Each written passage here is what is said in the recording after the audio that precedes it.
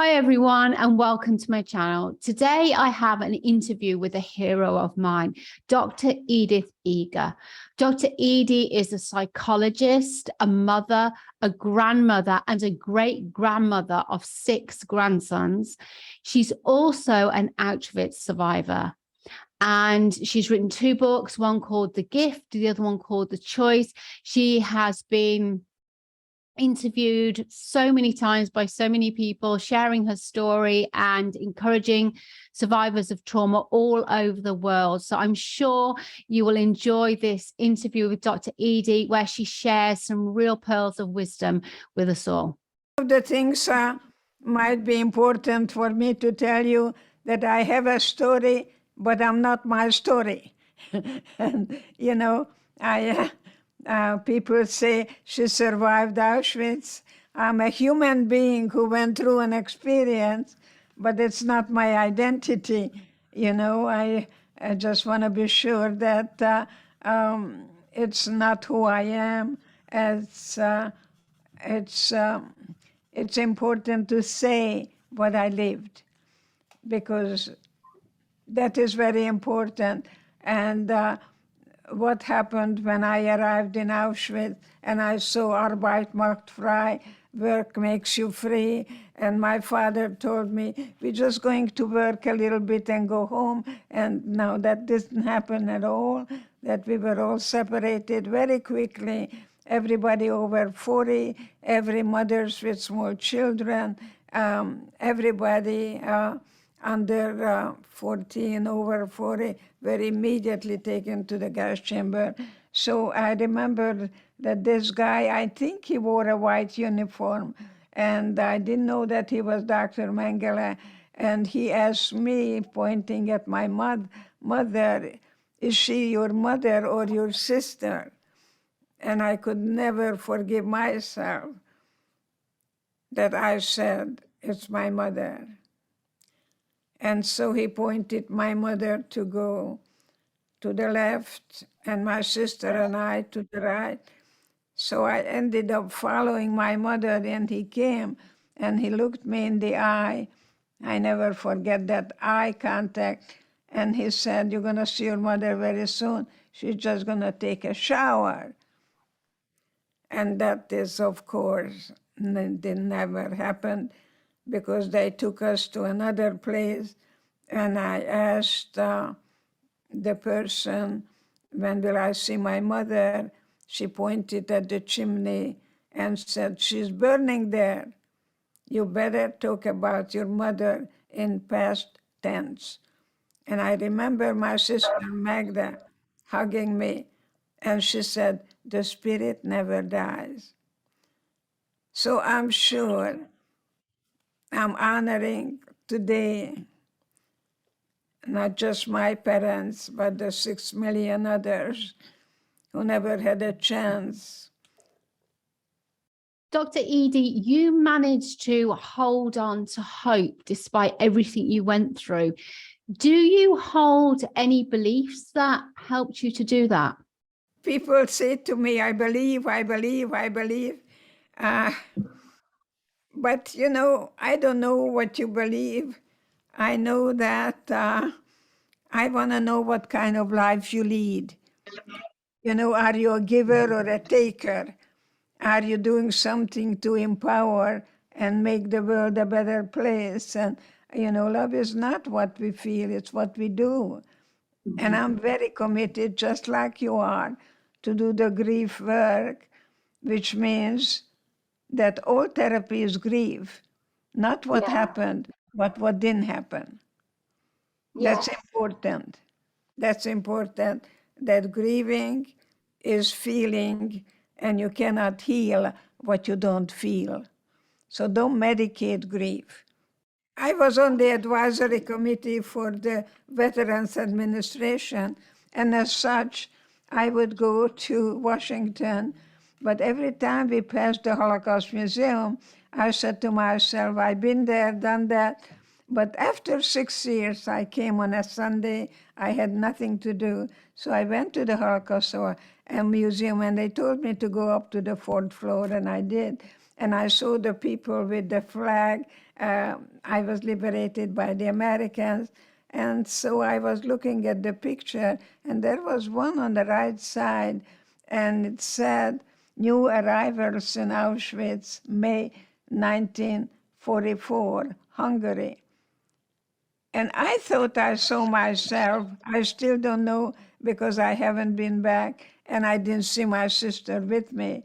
But the following morning, I was at the advisory committee meeting. I am sitting at a beautiful oval table, and there is a carved name, Dr. Edith Eger.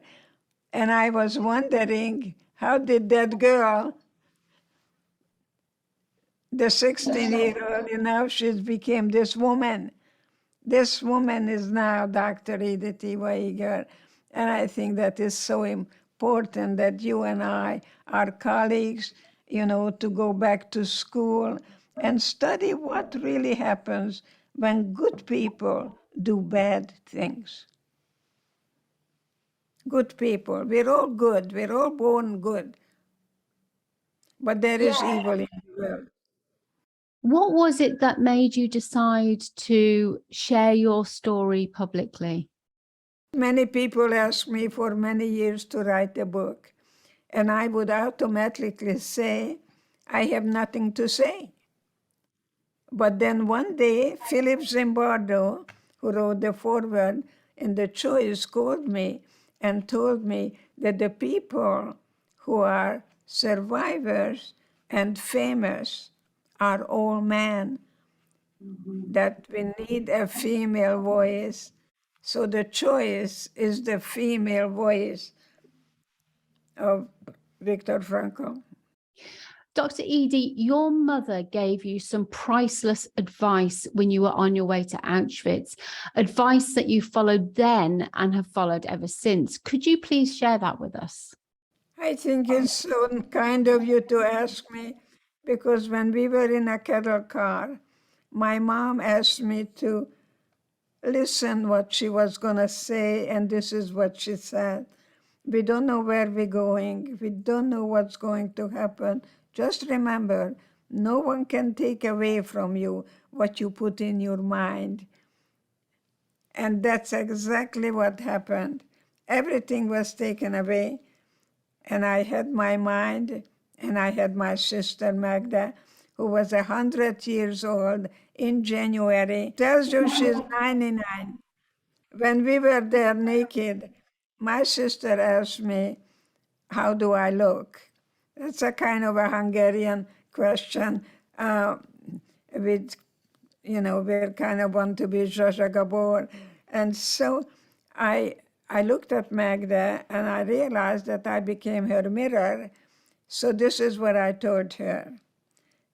Because we had a choice then and we have a choice now to point out what you lost or what is left and what is here. So I said to my sister, Magda, you have beautiful eyes. And I didn't see it when you had your hair all over the place. And she said, thank you. So I think today I ask people, if you want to say anything, ask yourself, is it important? Is it necessary? And most of all, is it kind? And if it's not kind, don't say it. I practice that every time I'm going to my daughter for dinner. I want to say something, and I'm talking to myself, whether it's kind, is it necessary? And most of the time, I just become a good, compassionate listener. I don't have to talk all the time. I don't have to make noises. And the older I get, the more I think about my thinking. I like to tell you that my granddaughter asked me one time to buy her a dress so she can go to a dance at the school. She was called the Bishop School in La Jolla. And I bought her a lovely dress. I think it was a Laura Ashley original. And when I came home, out of the blue, I was crying. And I didn't understand what's the matter with me. I just bought a beautiful dress. and came to the realization that I didn't cry because I bought Lindsay a beautiful dress. I cried because I never went to a dance. And that's what you and I do, to work with the unresolved grief. Not what happened, but what didn't happen. The teenage years I never had. And I think you and I give people an opportunity. Auschwitz was an opportunity to discover my inner strength and how I never allowed the Nazis to murder my spirit. And that's what you and I bring out, the spirit that can not ask why me, but what now? I live in a present. I can only touch you now. Dr. Edie, most of us tend to want to avoid revisiting painful past memories. Could you talk a little bit about the benefits of revisiting past memories and past experiences for the sake of reintegrating the parts of ourselves that we may have left there? I like to share with you that I was working with a therapist, and I made a decision to revisit Auschwitz. So I went to my sister and asked her to come with me. And she told me I'm an idiot. How can I go back to that lion's den? And I asked her to come and join me. No way. So I did go back, and that's the work I do today. You revisit the places where you've been. You relive that experience, but you're not there, you're here with me. I'm holding your hand, you know. And then you revise your life. So this is what you do and I do, that you go through the valley of the shadow of death, but you don't camp there, you don't set up household there. You don't get stuck in there. I know one thing, that suffering makes you stronger. I can really identify with that. I don't fall apart, and I look at the reality for what it is, and I dream, but I don't confuse romanticism with realism. We're going through very hard times right now. We're totally separated. When you go to the airport, you see children separated from their parents. And when you go to the border, excuse me, yes. I think it's very, very important for us to know our limitations. I think it's very important for us to think about our thinking.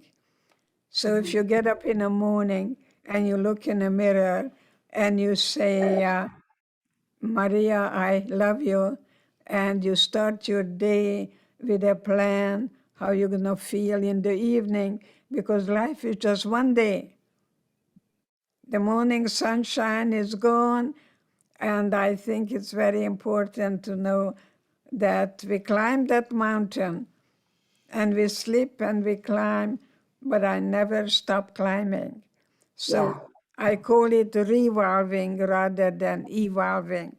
And I think it's good to be like a butterfly, that you have your ages and the metamorphosis, and then you shed the chrysalis. I don't live in the past. I will never, ever forget the past or overcome it. I don't know that word. Overcame. No, I did not. But I came to terms with it. I call it my cherished wound, and I don't live there. Absolutely not. But I think my patients have the opportunity to be able to live in the present. And I hope that I'm able to give them an atmosphere where they can feel any feelings without the fear of ever being judged. There is no right feeling or wrong feeling. There is only my feeling. And so I listen very compassionately, and usually just repeat what I'm hearing. So we know that I know that I'm keeping this person's feeling company. I meet them where they are, but I treat them as if they were what they're capable of becoming. Forgiveness plays such a huge role in releasing ourselves from victimhood. Could you please talk to us a little bit about your experience of forgiveness? I learned that forgiveness has nothing to do with me forgiving you for what you did to me. It has to do for me to liberate myself from the concentration camp that I created in my own mind, and the key is in my pocket, and it's called courage. I think it does take courage, because if I hate, I fight, I'm still a prisoner. And this is the way I feel, that I see mother differently than a father, because I'm the mother who holds my children and show them about reality, like this earth. But I don't see a boy the same way with the father. The boy looked at dad and he said, I'm going to be just like him, or I want to be everything he's not. So when he wants to prove that he's everything, not what the father, is still a prisoner because he wants to prove something. So if you want to prove anything, you're still the prisoner. You're not free. So I think it's very important that freedom comes with responsibility, and to be able to decide that when we are children, we sit in the back of the car and we mess around and our parents drive the car. But now, do I want to be driven or do I want to be the driver? So I think there is no freedom. And when we were liberated, people would go through the gate. And I was observing, I was too weak to walk. And then they came back and sat down. So if you know the work of Dr. Seligman, and he calls it learned helplessness. And this is very, very important, because I have been working with battered wives who leave. Every time they leave, they come back. I counted anywhere from 7 to 15 times, because she thinks that she's nothing without him. He brainwashes his wife that she's nothing without him, and she believes it. Dr. Edie, many people tend to minimize their own trauma when comparing it to that of other people. What's your experience of this, and what would you say to those people? One of the things I must point out to you, that a woman came to me and told me that she was inappropriately touched. But how can she tell me, because I was in Auschwitz? So I looked at her and I said, I knew the enemy, and you didn't.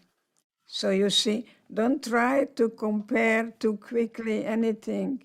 But there is no forgiveness without rage. You got to take that fist and you got to kick and scream.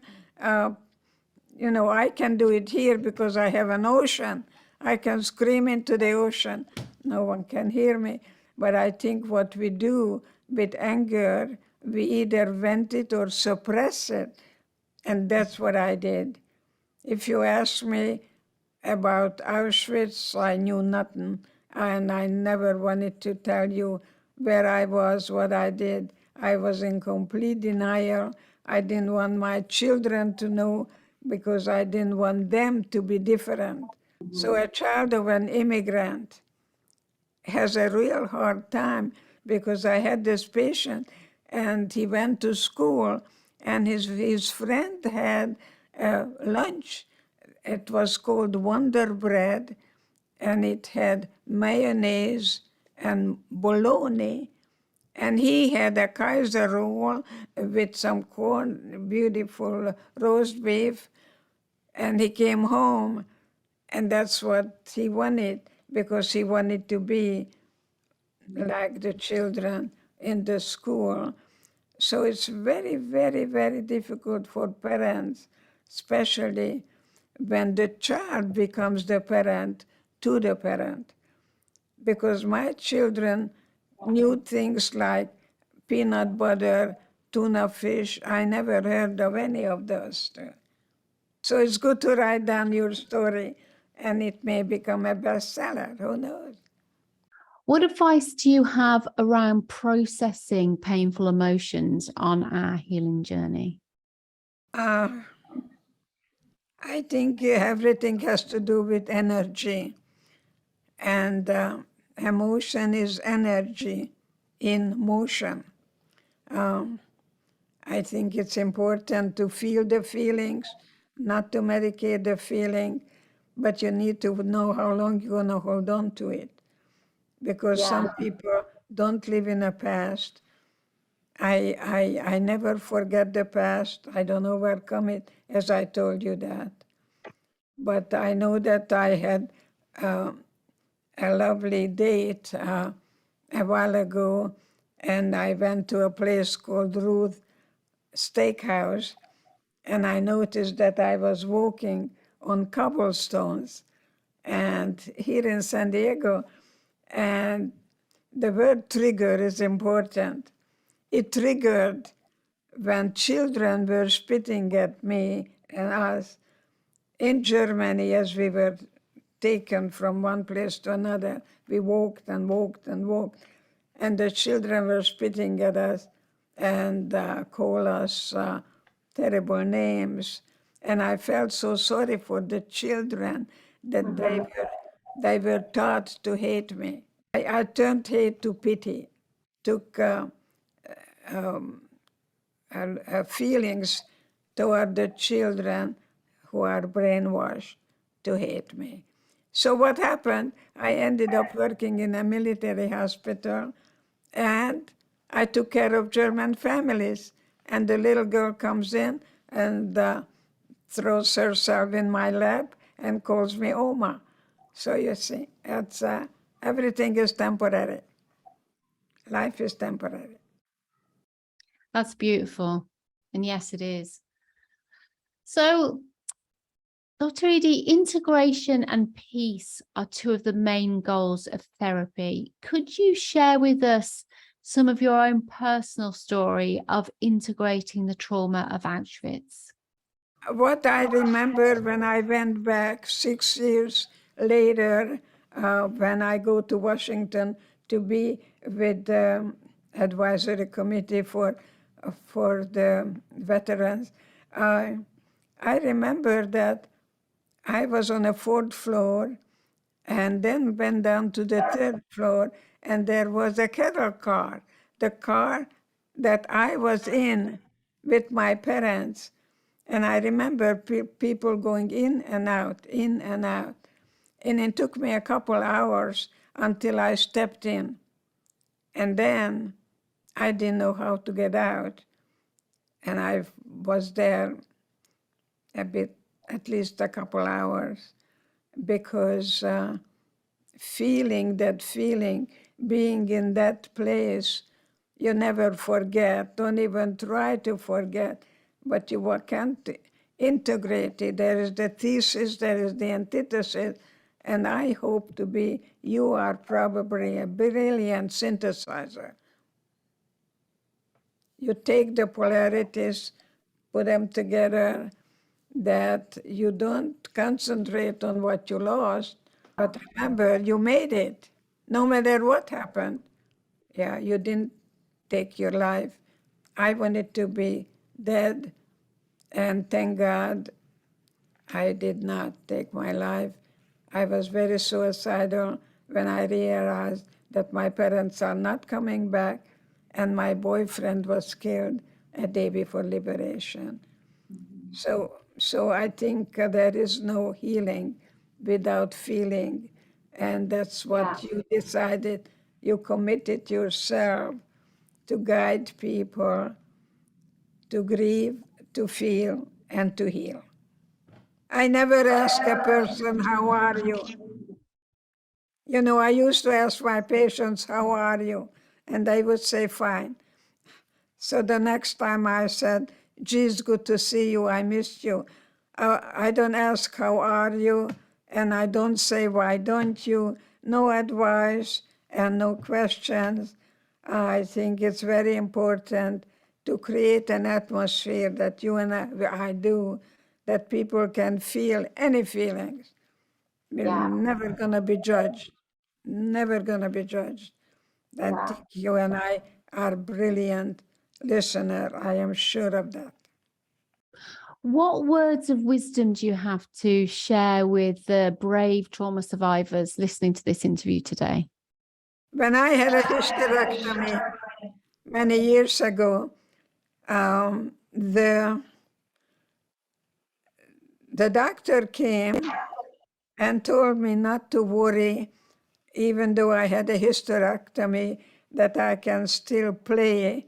And I remember he was German, and my friend was German too, and told me that my doctor is an Untermensch, not Übermensch, but an Untermensch. But how could he talk to me like that? I just had a hysterectomy, and here I am lying in pain, grieving, and he comes and tells me such a thing. I think it's good to think before you say anything and see whether it's empowering or depleting, that you become a good parent to you.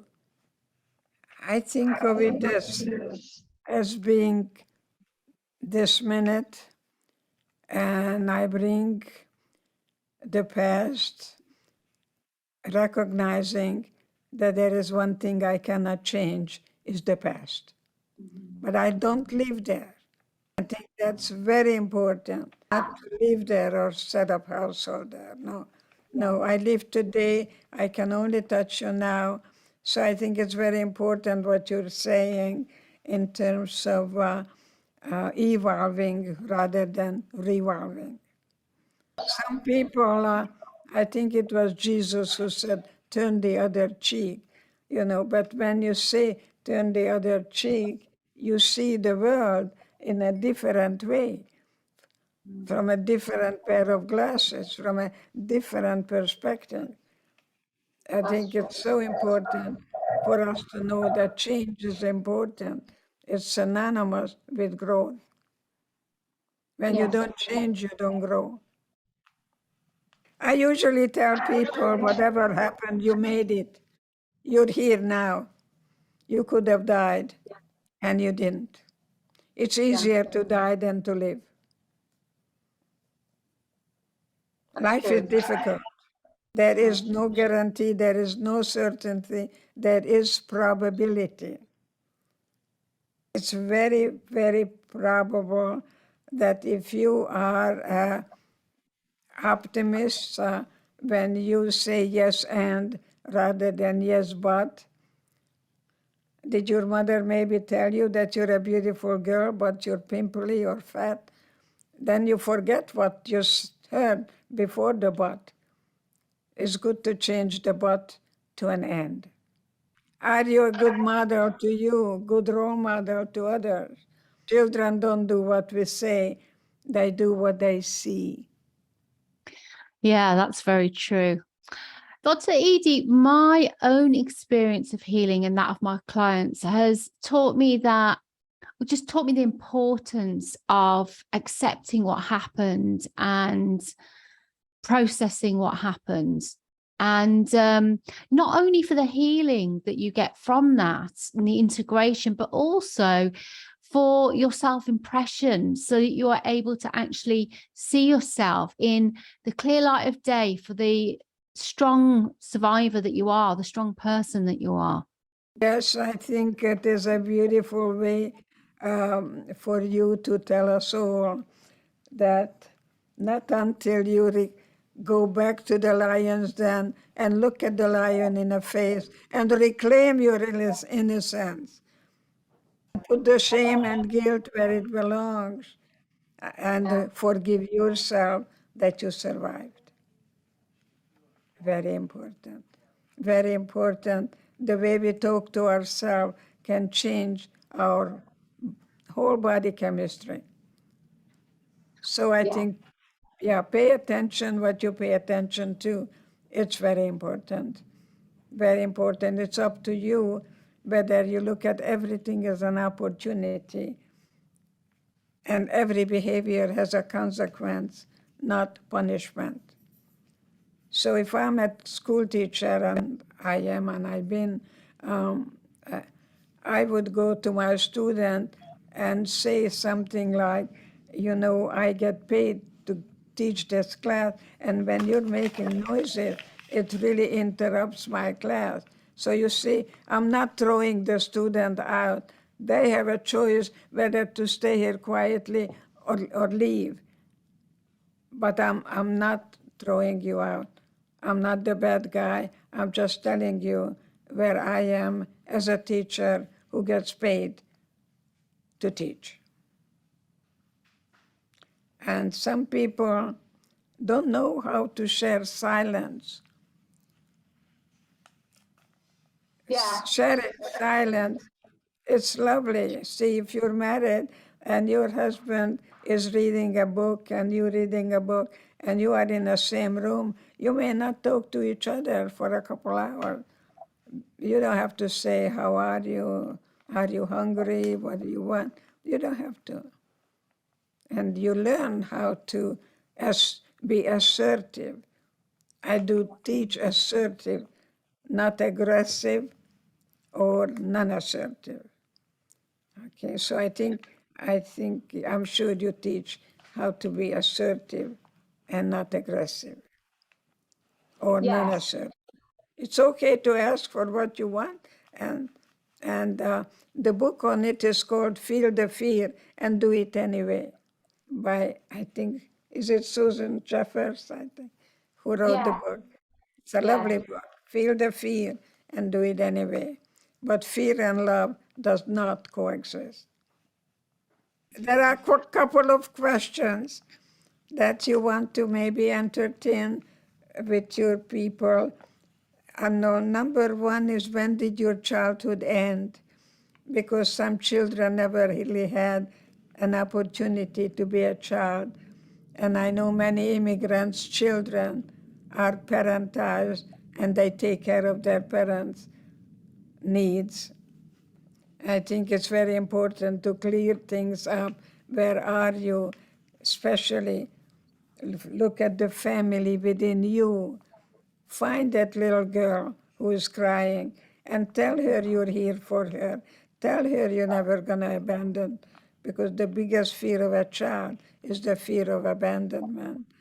So the second question would be, would you like to be married to you? Two very important questions to leave us with, Dr. Edie. Thank you so much for your time today. It's been amazing talking to you. If anybody's interested in getting Dr. Edie's books, you can get them on Amazon. One is called The Gift. The other one is called The Choice. They're brilliant books. I highly recommend both of them. Thank you so much, Dr. Edie. Thank you very much. Shall I do the high kick? Or dum, dum, dum.